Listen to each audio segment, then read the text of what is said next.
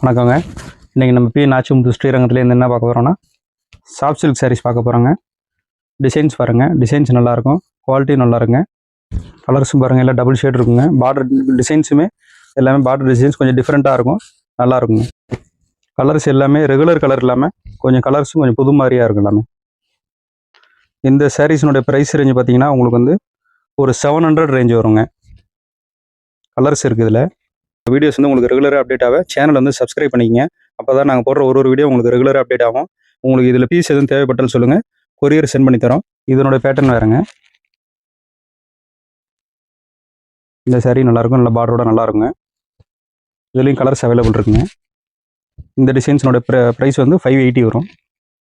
அடுத்தது இது ஒரு டிசைன்ஸ் 630 வருங்க. இதுலேயும் கலர்ஸ் இருக்குங்க. வணக்கம்.